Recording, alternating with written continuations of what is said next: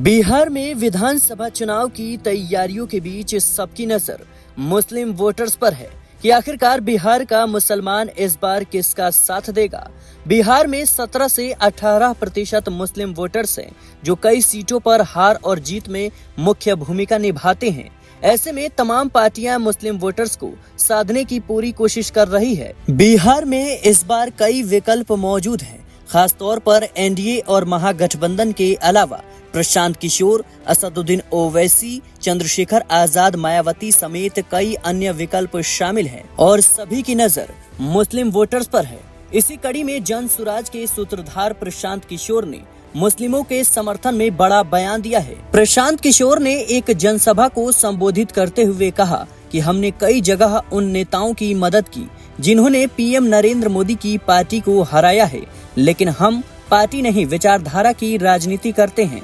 उन्होंने कहा कि कौन पार्टी कैसी है इस विवाद में नहीं पड़ते हैं। आज का हुक्मरान जालिम है तो मानिए कि उसे चुनने में आपसे गलती हुई है। उन्होंने कहा कि बिहार में दलितों के बाद सबसे ज्यादा गरीब मुसलमान है। आधे से ज्यादा मुस्लिम परिवार ऐसे हैं जो चाह कर भी अपने बच्चों को न्याय नहीं दिला सकते। उन्होंने कहा कि आपको बार बार बताया गया कि आप अल्पसंख्यक हो। नेताओं ने आपको मानसिक रूप से कमजोर कर दिया है, जबकि आबादी के अनुपात में आपके 40 विधायक होने चाहिए, लेकिन सिर्फ 19 विधायक हैं।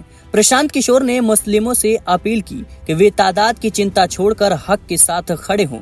उन्होंने कहा कि अगर आप रास्ता बनाएंगे तभी रास्ता बनेगा। भाजपा की ताकत उनकी विचारधारा है, अगर उसे हटाना है तो गांधी की विचारधारा को अपनाना होगा। उन्होंने असदुद्दीन ओवैसी पर निशाना साधते हुए कहा कि वे मुसलमानों को अकेले लड़ने की बात करते हैं, जबकि जन सुराज की सोच है कि सभी हिंदू और मुसलमान मिलकर बदलाव लाएंगे। उन्होंने कहा कि आज भी आधे से ज्यादा हिंदू भाजपा को वोट नहीं करते। प्रशांत किशोर के बयानों से ये साफ है कि कहीं न कहीं उनकी नजर भी मुस्लिम वोटर्स पर है और इसीलिए लगातार वो साधने की कोशिश कर रहे हैं। बिहार में महागठबंधन के अलावा प्रशांत किशोर, असदुद्दीन ओवैसी, चंद्रशेखर आजाद, मायावती समेत कई अन्य विकल्प मौजूद हैं। अब देखना यही होगा कि आखिर बिहार विधानसभा चुनाव में बिहार के मुस्लिम वोटर्स किसका साथ देते हैं। फिलहाल इस रिपोर्ट को लेकर आपकी क्या राय है, हमें कमेंट बॉक्स में जरूर बताएं।